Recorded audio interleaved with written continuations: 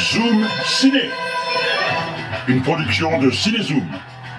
Zoom Ciné est une mission, une émission hebdomadaire diffusée sur Radio Soleil Provençal, www.radiosoleilprovençal.com et sur les réseaux de Cinézoom, YouTube, LinkedIn, Facebook, Twitter et bien sûr le site cinézoom.com. Proposé et présenté par Gérard Chargé. Ma mission, et je l'accepte, sera de vous retrouver chaque mercredi de 16h à 17h et en replay. Ce message ne s'autodétruira pas.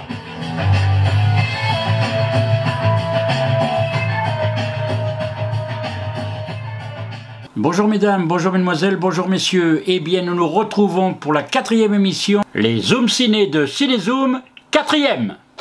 Des Zoom Ciné sur les films qui sortent cette semaine, sortis aujourd'hui ce mercredi 20 septembre, avec notamment un entretien avec Delphine Le Hérissé pour son film Last Dance que vous entendrez dans cette émission. D'autres entretiens avec Aki Kaurismäki, avec traduction bien sûr, puisqu'il parle en finlandais. Nous avons extrait la partie de la conférence de presse du Festival de Cannes où il s'exprimait en finlandais, parce que à Cannes, quand c'est en anglais, ce n'est pas traduit, et là c'était traduit, mais c'est très court, vous verrez. Donc c'est vrai que tout le reste en anglais, on ne peut pas le passer et le diffuser, parce que sinon il faudrait des sous-titres ou alors des traductions, puisqu'au Festival de Cannes, nous avons des casques pour écouter ce qui se dit. Il y aura aussi la comédienne du film, qui elle parlait français, donc elle a lancé un petit message sur le film, un joli message d'amour que vous entendrez. C'est la comédienne Alma Poisti. Il sera également question dans ces Zoom Ciné, les Zoom Ciné sur les sorties DVD et Blu-ray, des Zoom Ciné sur les films à la télé, des Zoom Ciné sur les avant-premières et les séances spéciales dans les salles marseillaises. Il sera également question de notre présence à la Foire de Marseille du 25 septembre au 2 octobre. D'ailleurs, derrière moi, vous voyez l'exposition que nous sommes en train de préparer qui sera à la Foire sur le thème de la mer. Donc voilà, Titanic, Calme Blanc, Amistad, que des films et que des affiches originales sur le thème de la mer, si vous voulez nous voir sur notre stand.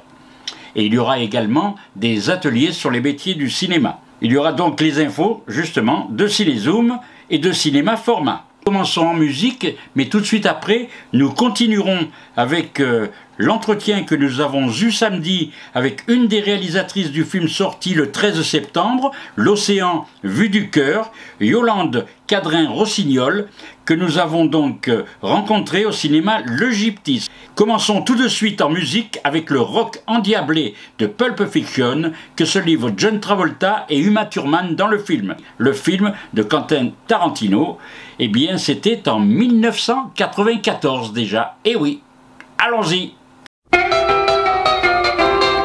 It was a teenage wedding and the old folks wished him well.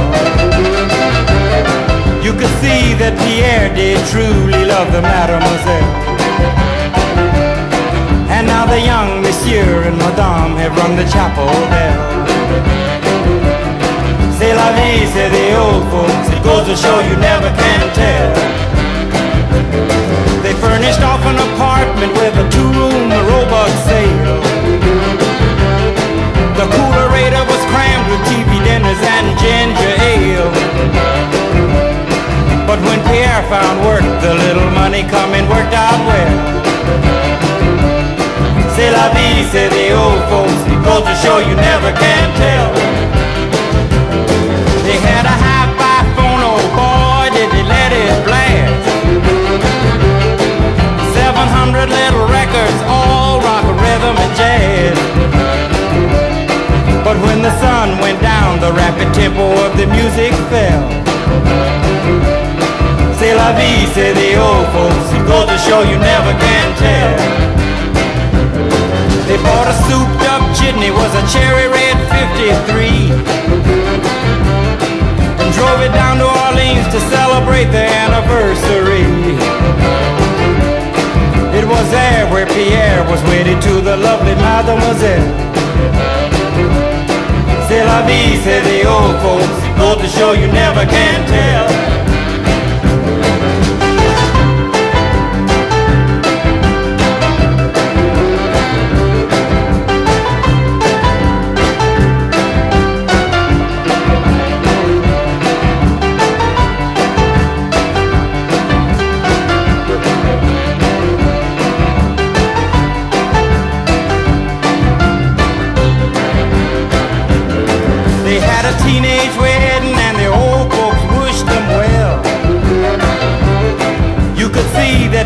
Pierre did truly love the mademoiselle. And now the young monsieur and madame have rung the chapel bell. C'est la vie, say the old folks, it goes to show you never can tell.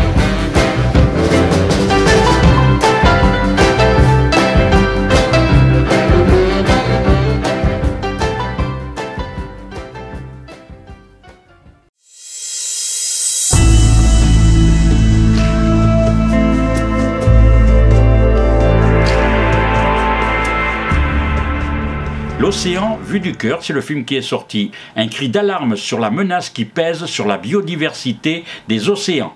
Nous sommes avec la co-réalisatrice du film L'océan vu du cœur. Donc la suite, on peut dire la continuité de La Terre vue du cœur. Oui. Donc Yolande Cadrin-Rossignol, c'est votre nom. C'est mon nom. Donc vous êtes, on a appris que vous étiez une réalisatrice très active et militante depuis pas mal de temps. Eh oui. Donc c'est vraiment une suite logique, ce film-là, et puis le fait de voir tout ça vu du cœur. Ah oui. D'abord, c'est une attitude. C'est que, comme j'ai beaucoup travaillé avec des enfants, des gens de tous les âges, à travers la musique et le cinéma, j'ai jamais aimé qu'on adopte une attitude pontifiante ou moralisatrice. Ça va pas. Je veux dire, on a passé notre temps à assommer les gens et à créer finalement de l'éco-anxiété chez beaucoup de gens et beaucoup de jeunes. Et je me disais, mais c'est pas une façon, quand on veut inviter quelqu'un quelque part, on commence pas par lui dire, tu vas pas mettre telle robe, tu vas pas faire ceci, tu vas pas faire cela. Je veux dire, on commence par lui dire, as-tu envie de venir chez moi? Je veux dire, donc c'était de créer une invitation, comme pour La Terre vue du cœur, à aimer la Terre, à aimer l'océan. C'était le but de l'opération.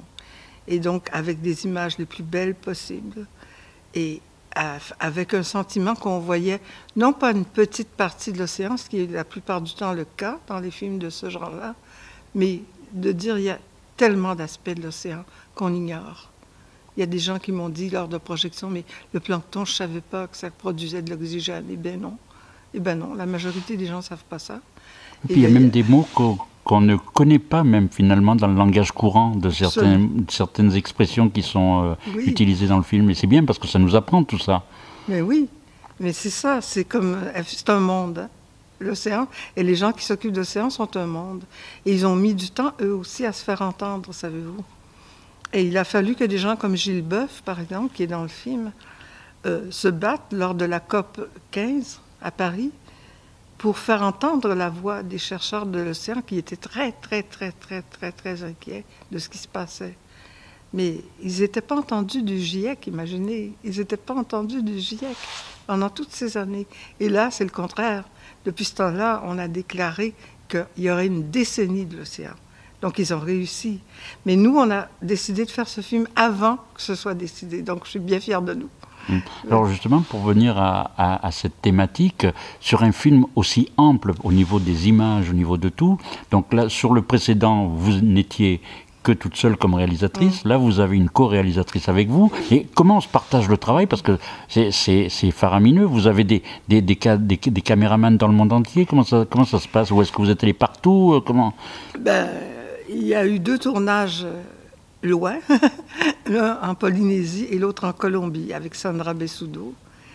Et ces 2 tournages-là, c'est ma co-réalisatrice, justement, Marie-Dominique, qui est plus jeune que moi, il ne faut pas se le cacher, et qui pouvait se taper les 24 heures d'avion et les 7 jours de tournage, et le retour, les 24 heures d'avion de retour, parce qu'un tournage, c'est pas une sinécure et c'est pas des vacances. Non.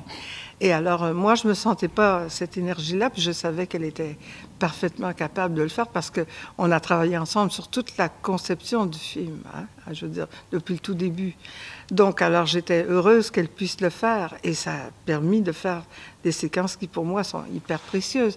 Et puis, elle était productrice aussi du premier film, mais aussi de celui-ci. Et dans cette perspective-là, Elle a voulu qu'il y ait des membres de l'équipe qui soient des vrais plongeurs, des plongeurs pas seulement professionnels, mais intéressés par la science, parce qu'il y a cette dimension-là aussi. Puis on l'a eu. Donc, elle a contribué énormément à la richesse du film. Donc, c'est à travers beaucoup de recherches et de discussions et d'échanges qu'on a fait ça ensemble, mais c'est évident que c'est un enrichissement mutuel. Voilà. Est-ce qu'on peut dire que ce film est un... Vous tirez la sonnette d'alarme là, de quelque chose? Ben, on n'est pas les premières à le faire. Non, voilà, mais en même temps, voilà, là en même temps, c'est vrai qu'on arrive à une période où longtemps les militants n'ont pas été écoutés, et là, est-ce qu'il y a quand même une voix qui est plus importante? Oui, c'est-à-dire que premièrement, il y a une chose qu'on ne fait pas dans le documentaire, c'est de mettre une narration qui représente notre point de vue. C'est à travers toutes ces personnes merveilleuses qu'on a eu la chance de rencontrer et de connaître que s'exprime cette réalité. Donc, elle est multiforme. Elle n'a pas qu'une forme et ce n'est pas qu'un point de vue. Ce sont toutes sortes d'angles d'attaque, si je peux dire. Donc, chacun peut s'identifier à ce qu'il veut dans le film.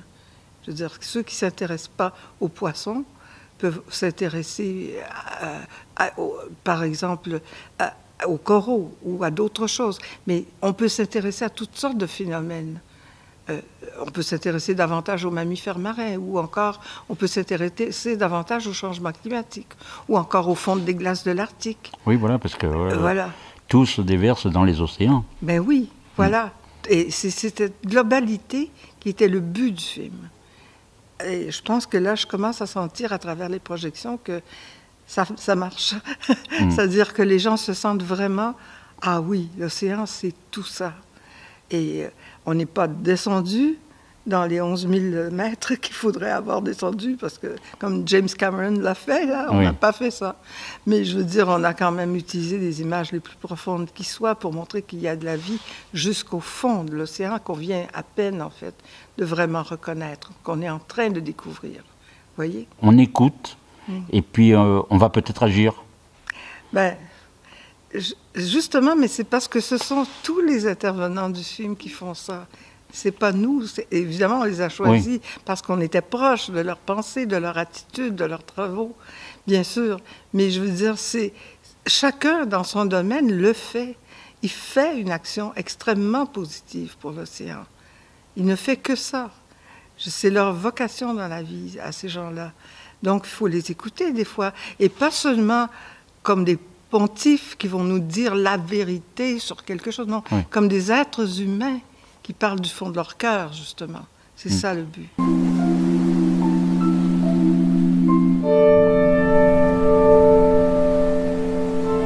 Je ne peux pas être pour une attitude coercitive. Toute ma vie, dans toutes les formes de pédagogie que j'ai pu exercer, je me suis inspirée des principes de Montessori et de tous ces gens extraordinaires qui remontent d'ailleurs au XVIIIe siècle, en fait, à Jean-Jacques Rousseau. Et tout ça, cette attitude de dire il faut laisser la nature s'exprimer chez chacun. Donc, chacun doit exprimer sa nature. Et je trouve très beau quand Hubert Reeves, dans le film, dit il faut avoir envie de le faire. Mais comment est-ce qu'on peut avoir envie de le faire si on vous dicte quoi faire? Moi, qui suis rebelle par définition, je ne peux pas faire ça. Si on me dit de quoi faire, je ne le fais pas. C'est automatique. Alors donc, chacun doit avoir le goût de le faire. Et c'est ce que j'aimerais que le film inspire, voyez-vous. Et ce qu'on était tout à fait d'accord, ma co-réalisatrice et moi, sur cette attitude-là. Là. On n'a pas envie de dire « faites ça ». Non, non. Faites comme ces gens qui aiment ce qu'ils font et qui vous le communiquent.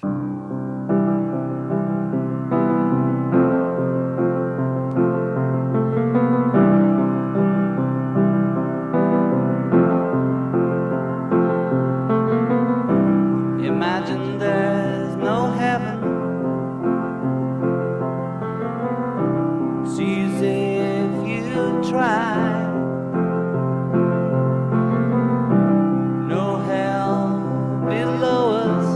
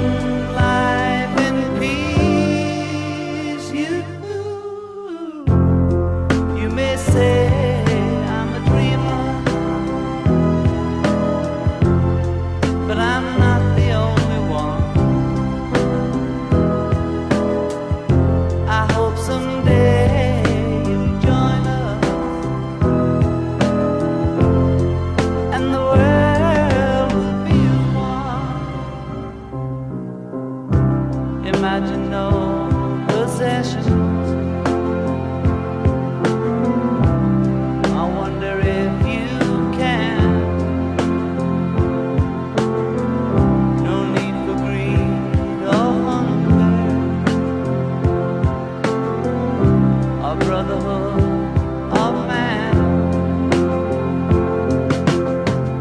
Imagine all the people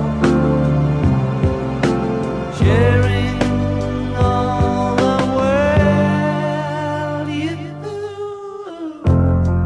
You may say I'm a dreamer,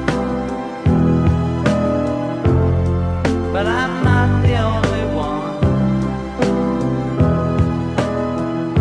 I hope someday you'll join us, and the world will live as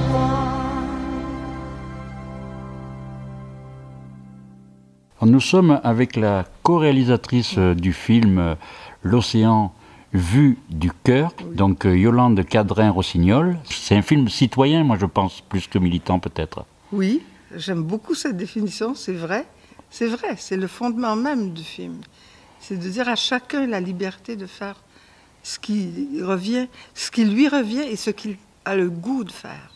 Parce que c'est très important, on a beaucoup oublié qu'il n'y a pas un moule pour faire un bon écologiste.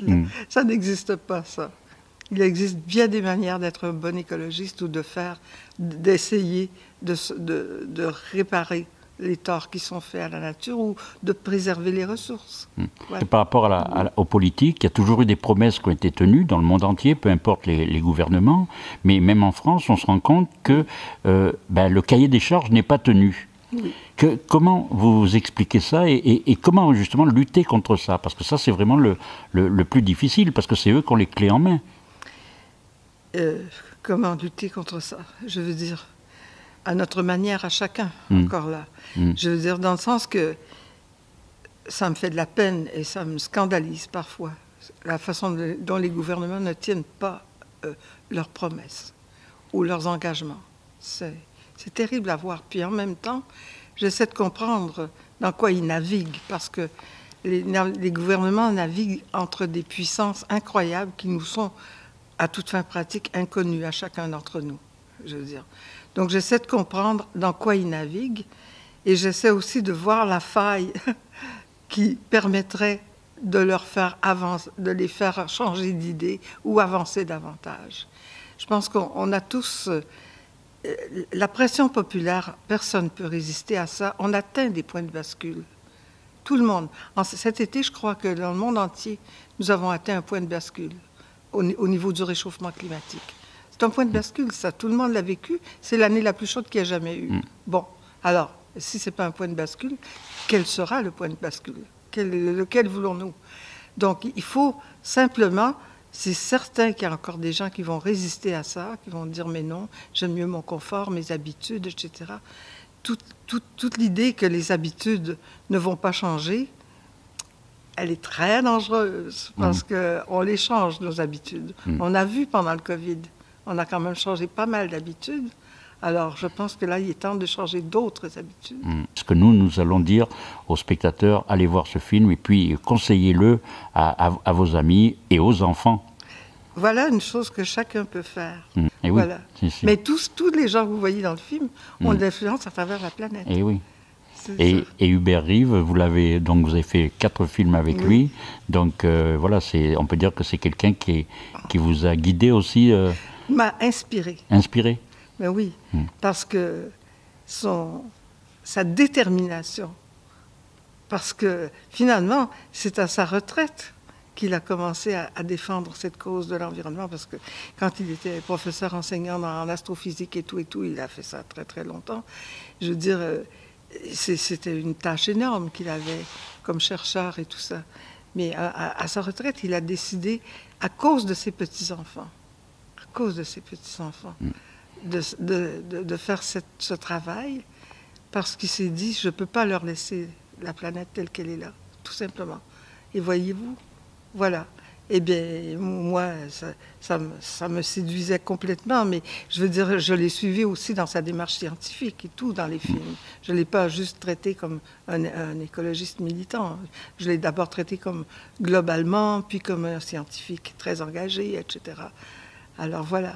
En tout cas, nous, on vous remercie. Et puis voilà, ce film Il est sorti la semaine dernière, mercredi dernier. Voilà. Film à ne pas manquer, donc L'océan vu du cœur. Merci beaucoup, Yolande. Merci.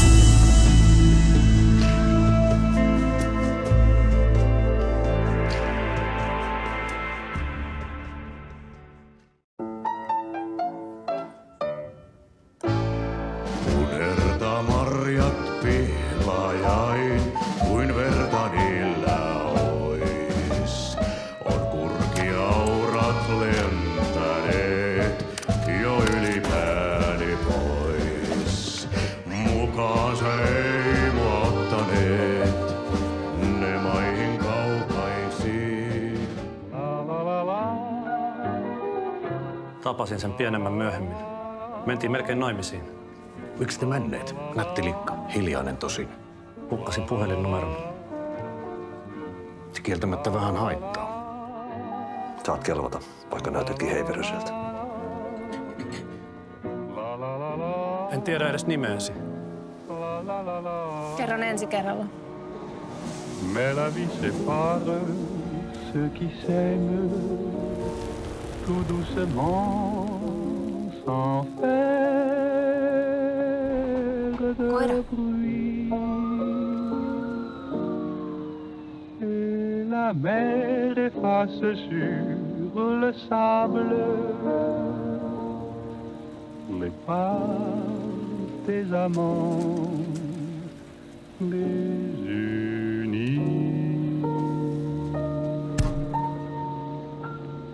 Sorti également ce mercredi 20 septembre, Les Feuilles Mortes, qui était en compétition au Festival de Cannes. Un film réalisé par Aki Kaurismäki.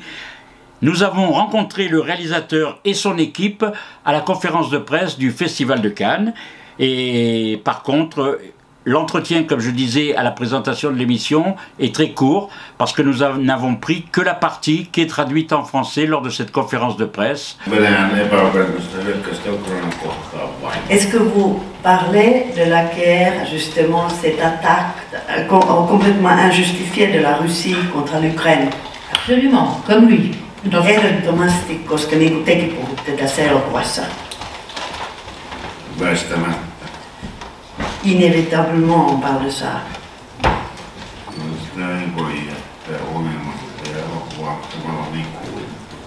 Et on ne peut pas passer à côté. Et aussi, le cinéma et le film durent éternellement. Sikäli mikäli teillä on ketään katsomassa niitä myöhemmin. S'il y a encore du monde qui vont regarder les films plus tard. Periaatteessa ne säilyvät jonkin aikaa. En principe, les films vont quand même résister pendant au moins quelques temps. Mutta mitä se on ikuisuuden rinnalla? Mais qu'est-ce que ça veut dire si on compare avec l'éternité? Oui, je pense qu'on a besoin d'amour plus que jamais, de la solidarité et du cœur. Donc, oui, je suis d'accord. Il n'y a pas de sujet plus important maintenant. Cette semaine aussi sort sur les écrans la Caméra d'Or du Festival de Cannes 2023. La Caméra d'Or, pour ceux qui ne le savent pas, c'est un premier film, c'est une récompense qui est donnée à un premier film qui concourt dans toutes les catégories du festival, aussi bien en compétition officielle qu'à certains regards, qu'à la semaine de la critique. Donc voilà, donc le film a été choisi, il y a un jury spécial chaque année, et là le film qui a obtenu le prix cette année, c'est un très beau film, je ne l'ai pas encore vu mais j'ai eu des échos, c'est L'Arbre aux papillons d'or. Un film réalisé par Guillaume Niclou, avec Fabrice Lucchini, Mara Taquin et Maud Weiler dans les rôles principaux. Donc nous écoutons tout de suite la bande-annonce. Accepter qu'il n'y ait aucun survivant peut prendre du temps. C'est pas possible. Toutes mes condoléances pour votre fils. J'ai toujours su qu'il était homosexuel. Mais ça m'était égal. Ils attendaient un enfant? La mère porteuse n'était pas dans l'avion, le bébé est vivant. Les garçons tenaient à ce qu'elle reste anonyme. On va quand même pas abandonner ce bébé. La moitié du sang d'Emmanuel, c'est pas rien. Rita Van de Velde. Elle vit à Gand, elle a une petite fille de 9 ans. Rita van de Velde. Das comprendre, nage, nicht. Et elle vend des vélos, c'est tout ce que t'as sur elle. Bonsoir, je suis le père d'Emmanuel. Barrez-vous de chez moi. Non, mais je suis comme vous, je suis une victime collatérale. Comme moi? Non, je crois pas, non. Pas comme moi, non. Non, ce que je veux Non, dire... je devais toucher la moitié du cash au 2e trimestre, et puis le reste à la naissance. Là, juste, je me retrouve avec ça. Ça, je peux pas m'en débarrasser. Ça, c'est cadeau. Maman, il y a le type de l'autre jour qui revient. C'est pas vrai, faut vous le dire comment, là? Je veux juste savoir comment va le bébé. Je remplace mon fils, quoi. Il était moins relou que vous. Vous voulez écouter le cœur? Vous allez l'élever chez vos parents. Je la mettrai à adoption, j'ai pas le choix. On peut pas abandonner cet enfant, enfin, il a des parents. Ah non, justement, non. On trouverait à travers cet enfant un lien avec nos fils. Mais moi, je me souviens, c'est quoi une nuit avec un enfant? À 17 ans, j'ai cru que j'allais la jeter par la fenêtre. Faut passer à autre chose, papa. C'est ma petite fille, je ne lâcherai pas. C'est comme ça.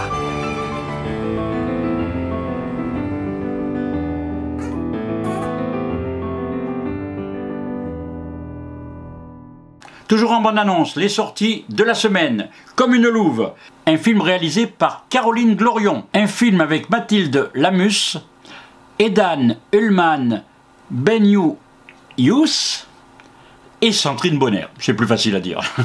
Alors, la bande-annonce, voilà. Vous allez savoir de quoi il s'agit. C'est une étoile, ça. Mais c'est un avion qui va à Disneyland Paris. C'est l'étoile du berger. Sans fiche de paye, c'est impossible de faire avancer votre dossier. Je suis votre nouvelle assistante sociale. Putain, mais je la sens pas, c'est toutes des voleuses d'enfants. Mais arrête, Lilou, peut-être qu'elle veut t'aider, c'est tout. On va pas se raconter d'histoire, d'accord? Pourquoi Samy avait un bleu sur le visage? Mais foutez-moi la paix. Quoi? C'est pas moi qui l'a tapé, mon fils. Il s'est battu à l'école. D'abord, vous me fuyez depuis 15 jours. Pourquoi? Non, mais moi, j'aime pas vos questions, c'est personnel. Vous faites n'importe quoi. Vous êtes complètement infantile. Quand ça dérape, ça dérape.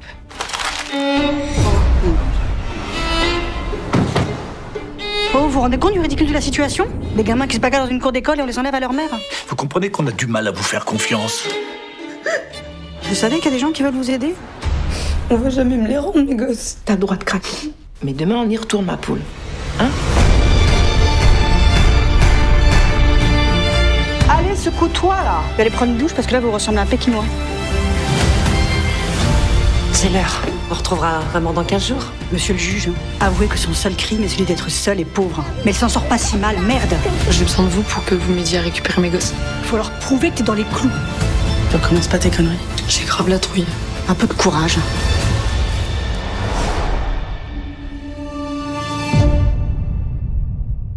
Mise au vert, un film réalisé par Johan Charin. Un film français avec Frédéric Guillot, Alexandra Holzheimer et Juliette Charin. C'est pareil, écoutons la bande-annonce, comme ça vous savez tout. Le film, je ne l'ai pas vu, donc je ne peux pas en parler. Vous savez, je ne vois pas tout, donc je ne peux pas vous parler des films que je n'ai pas vus. Mais par contre, la bande-annonce vous donne un aperçu de ce que vous pouvez aller voir.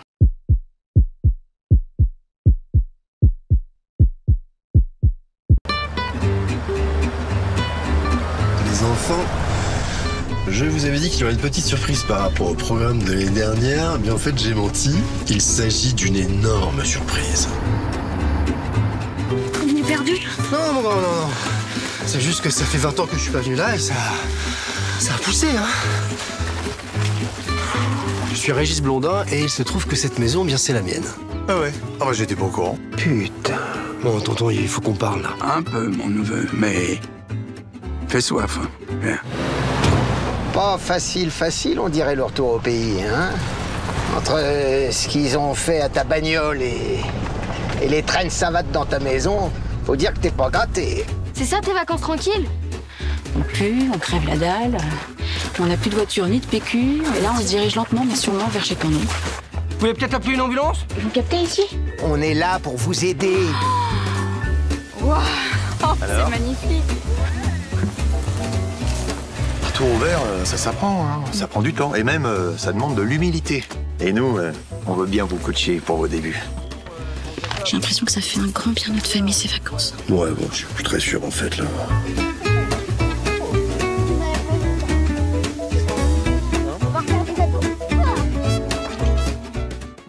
Alors un film qu'il faudra sûrement ne pas manquer, surtout pour les cinéphiles. Le film s'intitule « Jeune cinéma ». Alors bien que le titre soit « Jeune cinéma », c'est un film qui parle aux cinéphiles avec d'anciens réalisateurs et d'anciennes réalisatrices. C'est un film documentaire et c'est le film documentaire de la semaine. Un film réalisé par Yves-Marie Mahé. Nous allons écouter aussi la bande-annonce, parce que vous verrez, il y a tous ces intervenants qui parlent, parce que c'est avec des images de Chantal Akerman, Léos Carax, Claude Chabrol, Bernadette Lafont, entre autres. Donc tout ça, un documentaire sur un festival mythique et oublié qui a eu lieu à Hyères entre 1965 et 1993. Une bonne raison de se rappeler. Écoutons cette bande-annonce, cela va nous rappeler des souvenirs, pour les plus anciens bien sûr. Le festival de Toulon, c'est le cinéma différent. Sa suppression serait infiniment plus grave pour le cinéma que celle du festival de Cannes. Chef-lieu de canton, 36 000 habitants. Hyères est la station la plus au sud de la Côte d'Azur. Je crois que c'est assez détendu comme atmosphère ce festival, Marie-France. Vous trouvez? Non, non, c'est vrai, c'est merveilleux. Les chaussettes apparaissent, les robes deviennent de plus en plus courtes.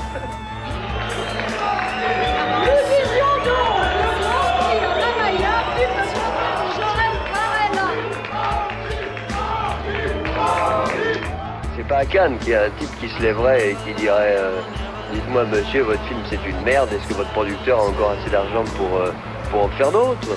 Le principe de ce festival, qui ne se présente pas comme festival mais comme rencontre, ça s'appelle rencontre, n'est-ce pas? C'est justement peut-être de ne pas décerner de prix, de ne pas juger, simplement voir ce qui est en train de se faire et en parler.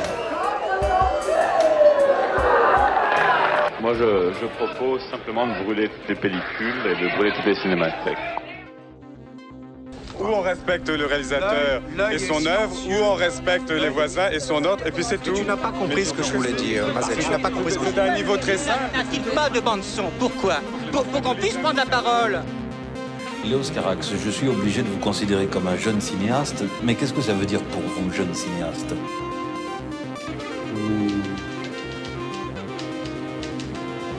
Il y a toujours des passages et des creux de la vague. Il va y avoir une nouvelle vague. Encore? Oui, encore.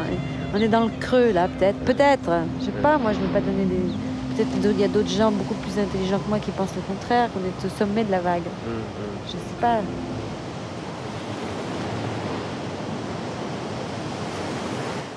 Un nouveau partenaire dans notre émission sur Radio Soleil Provençal. Donc ce nouveau partenaire, c'est Cinézik. Vous pouvez le consulter, c'est un spécialiste, c'est le site de la musique de film. Et donc chaque semaine, Benoît choisira pour nous une bande originale qui fait l'actualité. Et puis Cinézik, c'est cinézik.fr. Ne manquez pas d'aller visiter ce site. Pour ceux qui regardent la version TV de notre émission, ce sera écrit en bas de l'écran. Bonjour Benoît. Bonjour à tous et bienvenue dans la chronique de Cinézik. Avec cette semaine, le coup de cœur musical qui revient à la bande originale de Acide, réalisée par Juste Philippot. Le film nous plonge dans la vie de Selma, une adolescente de 15 ans, interprétée par Patience Muckenbach, qui navigue entre ses parents séparés, Michal et Élise, joués par Guillaume Canet et Laetitia Doche. Tandis que des pluies acides dévastatrices s'abattent sur la France, reflétant une catastrophe climatique en cours. Juste Philippot à la réalisation nous offre là son deuxième long métrage après La Nuée. Il continue d'explorer le cinéma de genre à la française, mêlant épouvante et réalisme social. Côté musique, le compositeur Rob est aux commandes. Vous le connaissez peut-être pour son travail avec Alexandre Aja sur Maniac et Oxygène, ou encore pour Revenge de Coralie Farja. Ce claviériste du groupe Phoenix est également partenaire musical du cinéma d'auteur, notamment avec Rebecca Slotowski. Rob est donc le compositeur idéal pour ce film. Sa partition est un véritable pont entre l'horreur et l'intime. À travers ses notes, on ressent l'approche de l'orage, mais aussi les émotions enfouies des personnages. En particulier celle de Selma, cette jeune fille déboussolée. Et le final du film, que nous garderons secret, est poignant. Il est marqué par un changement de registre musical et l'introduction d'une guitare qui nous touche au cœur. Alors, sans plus attendre, écoutons cette douce mélodie qui conclut notre coup de cœur de la semaine, Acide, par Rob.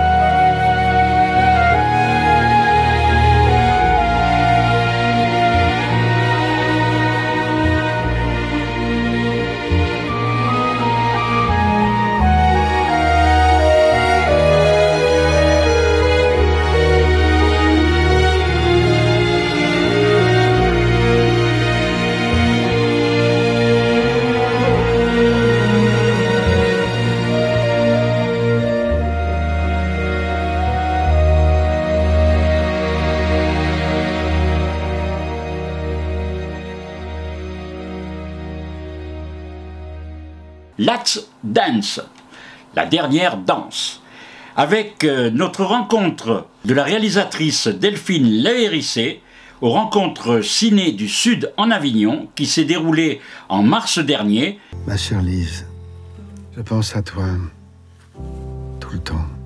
Elisabeth, t'apportera les repas et moi je suis disponible à 24. On va vraiment se relayer le plus possible. Il m'a appelé plusieurs fois ton fils. Il veut que tu vois un neurologue. Est-ce que t'es désorienté en ce moment? Non mais c'est lui qui devrait se faire soigner. Elle t'a pris ta tension au moins? Ma tension descend quand on lui fout la paix. Moi dans ma famille, j'ai des grands-parents encore vivants et très âgés. Et ma mère les appelle tous les jours. Et mon grand-père m'a déjà dit qu'il ne savait plus quoi lui dire.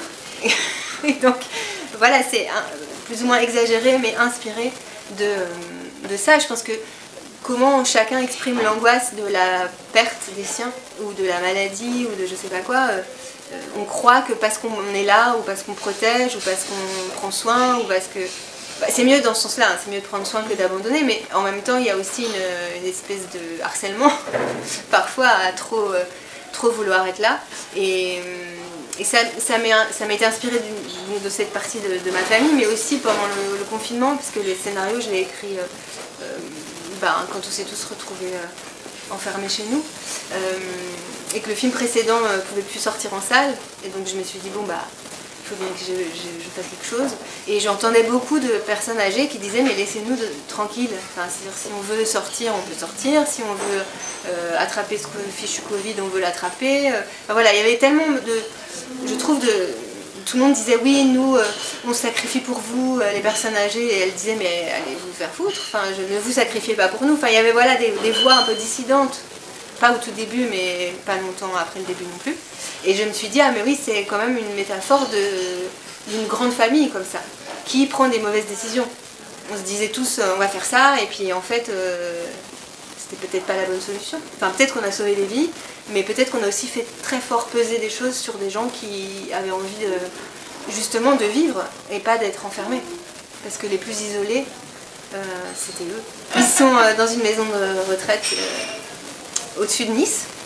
Et elle a été malade du Covid et pendant 3 semaines elle a été isolée. Et mon grand-père m'a dit je lui écris tous les jours. Et donc j'ai dit ah oui mais qu'est-ce que tu lui racontes, enfin, et elle était juste de l'autre côté du mur de la chambre quoi. Et il dit bah je lui raconte à quoi je pense, ce que je fais. Et puis ensuite elle est revenue 3 semaines après, tout allait bien, etc. Et il a dit ah, j'aurais pu continuer. Et je me suis dit ah en fait il l'a rendue présente. Il a fait en sorte que son absence ne lui pèse pas et se transforme à la fois en quelque chose qu'il lui donne, parce qu'elle recevait quand même les lettres, et quelque chose pour lui-même. Et je me disais que c'était ça aussi la belle idée de ce deuil, c'est pouvoir continuer à communiquer avec quelqu'un qui n'est plus là.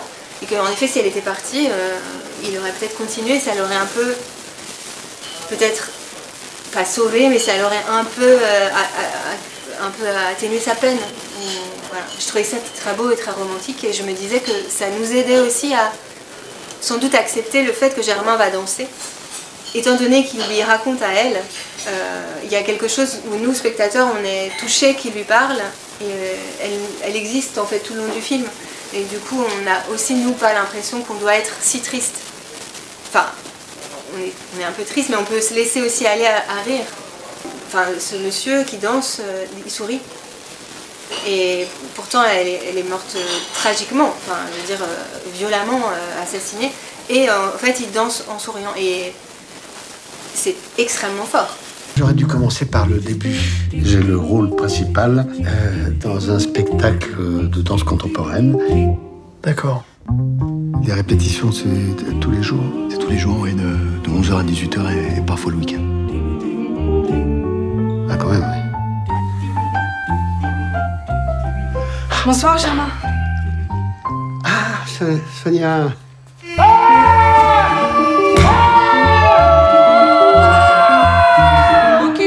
C'est pas de la danse que vous faites, là, si? Moi, je suis sûr que vous pouvez y arriver. Il est vraiment unique, ce type. Unique, c'est pas forcément une qualité. Très, très bien. Papa, tu décroches, s'il te plaît. Oh, quoi encore? Très bien, continue en boucle. Non, je mets pas ça, moi. J'ai mes limites, moi. Et puis quoi encore? Germain, les échauffements uniquement avec Samir. Papy? Je savais pas que tu devais passer. Ta présence, Lise. Je la sens quand je danse. Ton sourire me manque. Je t'aime pour toujours. Alors que les corps sont divers et que en fait, en dansant et en se mouvant, on se transforme et on guérit aussi. Voilà. C'est un film sur l'expression corporelle, parce que chacun ne s'exprime pas justement avec nos différences de la même façon. Il y a l'expression corporelle et l'idée du mouvement qui fait qu'en effet, les drames de la vie nous bougent et que si on accepte qu'ils nous bougent ou si on accepte les drames et qu'on les intègre, on peut peut-être en faire autre chose. Et donc la mort étant le drame ultime, la perte de quelqu'un ou la maladie ou je sais pas quoi. Et donc c'était l'idée d'écrire une comédie où en effet il y a un sujet dramatique et quelque chose qu'on ne peut pas éviter, donc la mort, et comment on en fait quelque chose de positif.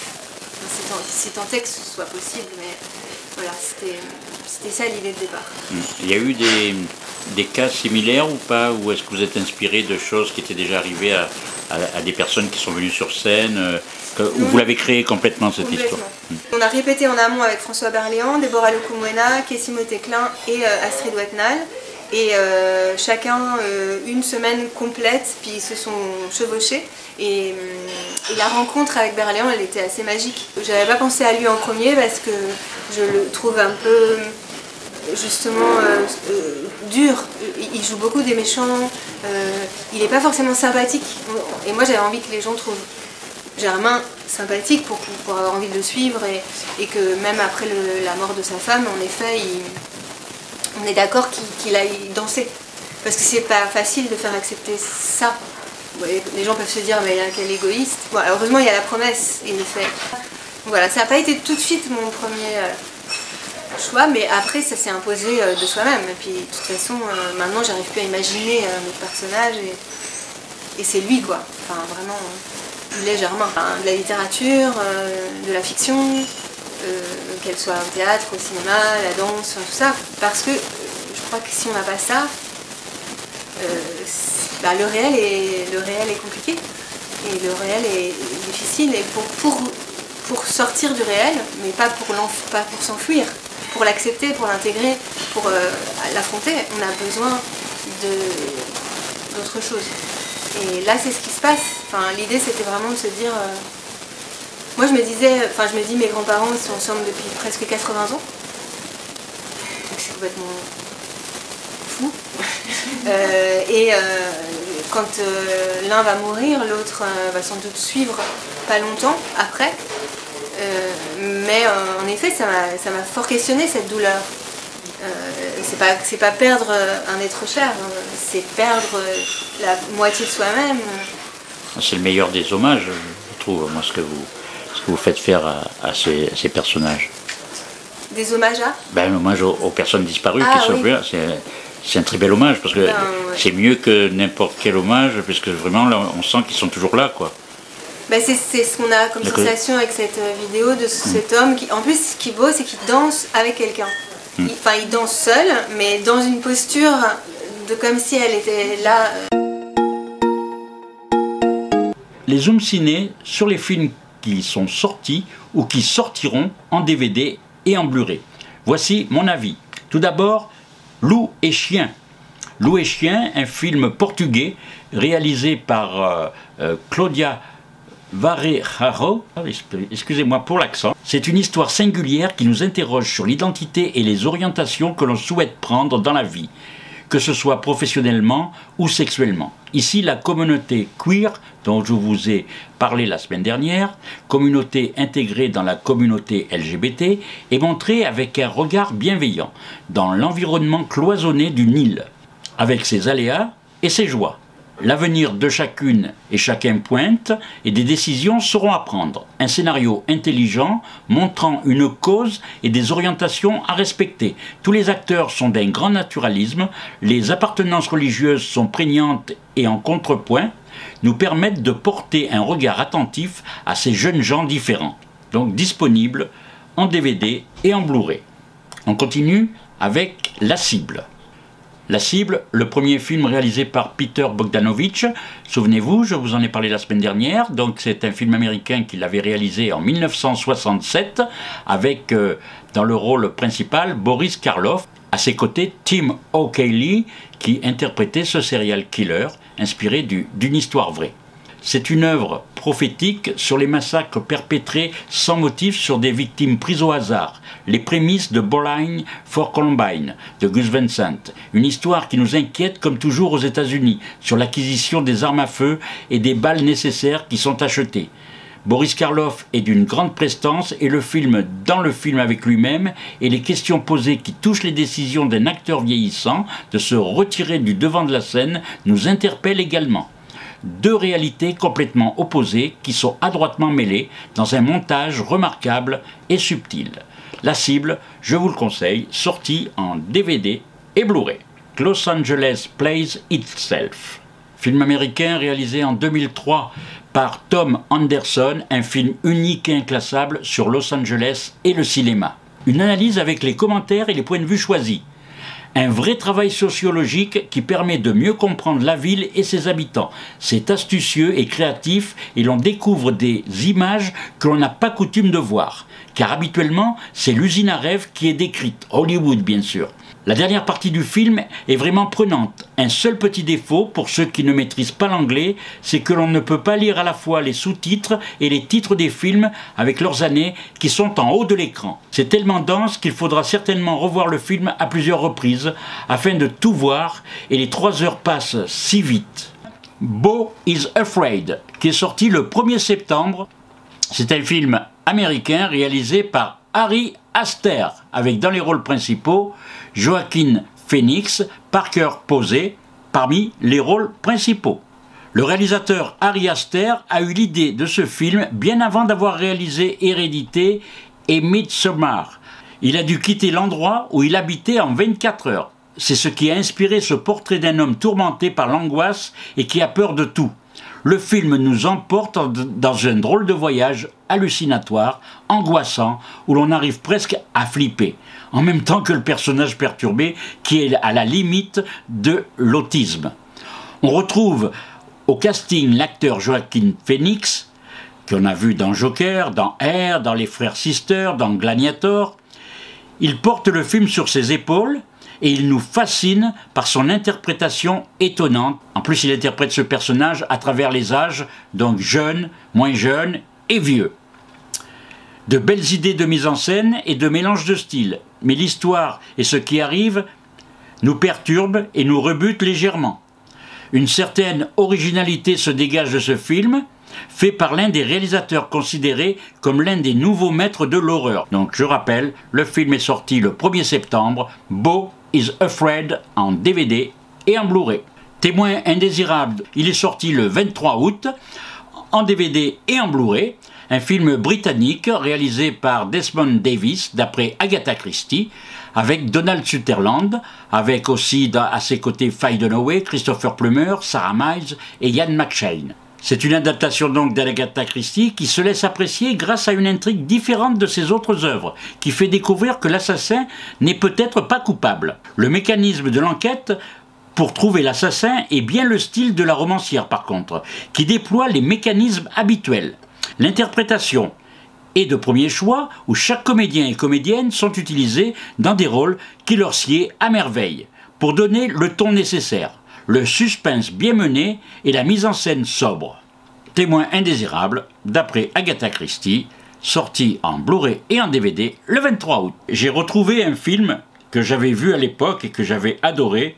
Il est en vente depuis 2009 en exclusivité à la Fnac, puisque le pape vient à Marseille ce week-end célébrer une messe au stade Vélodrome. Les souliers de Saint-Pierre, pour les plus anciens, souvenez-vous. Un film qui se situe dans les années 1960. Et le film est daté de 1968. L'archevêque ukrainien Kirill Lakota est enfin libéré après avoir été prisonnier politique en Sibérie pendant 20 ans. Il se rend à Rome pour y être fait cardinal par le pape qui meurt peu après. Élu alors pape, lors d'un conclave, il doit faire face aux tensions politiques venant à la fois de la Chine communiste et des pays occidentaux. Donc ce film réalisé en 1968 par Michael Anderson est un film américain avec Anthony Quinn dans le rôle du pape et Laurence Olivier, tiré du roman de Maurice West. Ce pape de fiction met en garantie la totalité des trésors du Vatican afin d'éviter la guerre entre l'URSS et la Chine. Un trésor distribué également aux plus pauvres de la planète. Faisons une prière pour que ce soit le cas. Pourquoi pas? Pape François, on lance un appel. Voilà. Bien, profitons-en pour écouter la bande originale de ce film, Les Souliers de Saint-Pierre, composée par Alex North.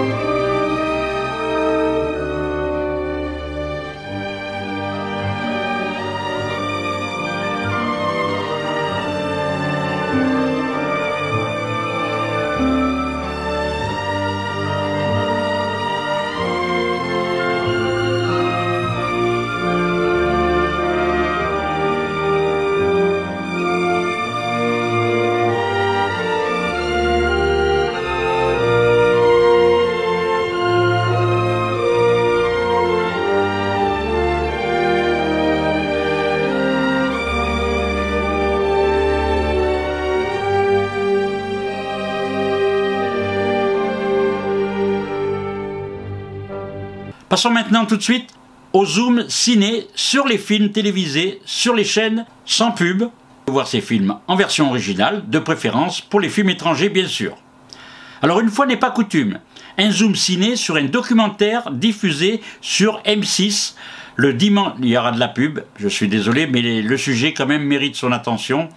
Donc c'est un film qui s'appelle Un silence si bruyant. C'est diffusé dimanche 24 septembre à 23h10, et oui c'est un peu tard, donc il y aura moins de pub à cette heure-là. C'est un film réalisé par Anastasia Mikova et Emmanuel Béard. Ce sont des témoignages de 5 personnes victimes d'inceste. Mercredi 20 septembre sur Arte, à 20h55, le film Omar m'a tué, réalisé en 2010 avec Sami Bouajilia. Un film qui retrace efficacement l'histoire de cet homme broyé par la machine judiciaire, incapable de se défendre par des mots et remarquablement interprété. Un homme accusé simplement parce qu'il est un étranger algérien et que le film s'écrit Omar m'a tué, tué T-U-E-R, et c'était ce qu'il y avait marqué sur les murs à l'époque, et c'est pour ça qu'on l'a accusé, parce que comme il ne parlait pas bien français, eh bien, parce que vous savez tous quand même que Omar m'a tué, eh bien, tuer c'est T-U-E accent aigu. Une faute sur le mur. Vendredi 22 septembre, sur France 5, à 21h05, La liste de Schindler, un film immanquable si vous ne l'avez pas vu, et à voir ou à revoir, de Steven Spielberg. Nous terminons avec le lundi 25 septembre, un film qui est diffusé sur Arte à 20h50, La dernière marche, un plaidoyer contre la peine de mort, réalisé en 1995, avec Suzanne Sarandon et Sean Penn. Les zooms ciné sur les avant-premières maintenant dans les salles marseillaises et les séances spéciales de la semaine. Le cinéma Le Prado, mardi 26 septembre à 21h en version française, Dogma de Luc Besson, qui sortira le 27 septembre. Au Prado, il y aura également lundi 25 septembre, Les Incontournables. À 20h, ce sera en version originale sous-titrée Casablanca. L'Arplex Canebière. 2 avant-premières cette semaine. Dimanche 24 septembre à 15h30, Bernadette de Léa Domanac avec Catherine Deneuve. Et mardi 26, Dogman de Luc Besson à 19h15 en VO et à 21h30 en version française. Le plan culte cette semaine de l'Arplex Canebière, ce sera le film de John Boorman, Délivrance, avec John Voight, Burt Reynolds et Ned Beatty dans les rôles principaux. Et ce sera donc le mardi 26 septembre à 19h30 en version originale sous-titrée. Au cinéma, Les Trois Palmes, 3 jours max, la suite de 30 jours max, de Tarek Boudali, avec ses complices Philippe Lachaud, Julien Arruti. Et dans ce film, en complément, il y a José Garcia, Marianne Chazelle et Rem Kérissi. Le film passe également en avant-première au Pâté Joliette, le mardi 26 septembre aussi, mais là à 20h45. Terminons les Zooms ciné sur les avant-premières avec l'avant-première qu'il y aura au Chambord dimanche 24 septembre à 16h10, Bernadette avec Catherine Deneuve. Cinézoom sera présent à la Foire de Marseille, au Hall 5, il y aura des castings, il y aura des ateliers d'écriture, entre autres. Donc vous pourrez venir participer à ces ateliers tous les jours avec des horaires bien précises. Si vous voulez connaître les horaires, eh bien, vous pouvez nous adresser une demande sur le mail gerardcharge@gmail.com ou téléphoner au 06 09 17 41 64. Nous serons donc dans le Hall 5 du 25 septembre au 2 octobre inclus. Les ateliers du mercredi ou du samedi. Inscrivez-vous, vous avez tout le mois de septembre encore pour vous inscrire si vous voulez participer à nos ateliers sur les métiers du cinéma. Les auditeurs de Radio Soleil Provençal vont pouvoir se voir offrir, en nous téléphonant, un mois gratuit d'atelier cinéma. Précisez si c'est le mercredi ou le samedi que vous préférez, et dès que ça commence, on vous contacte et vous aurez 4 ateliers de 2 heures offerts pendant le premier mois du démarrage de ces ateliers sur les métiers du cinéma dispensés par Cinéma Format et Cinézoom. Au revoir à toutes et au revoir à tous. Zoom Ciné est une mission. Une émission hebdomadaire diffusée sur Radio Soleil Provençal, www.radiosoleilprovençal.com et sur les réseaux de Cinézoom, YouTube, LinkedIn, Facebook, Twitter et bien sûr le site cinézoom.com. Proposé et présenté par Gérard Chargé. Ma mission, et je l'accepte, sera de vous retrouver chaque mercredi de 16h à 17h et en replay. Ce message ne s'autodétruira pas.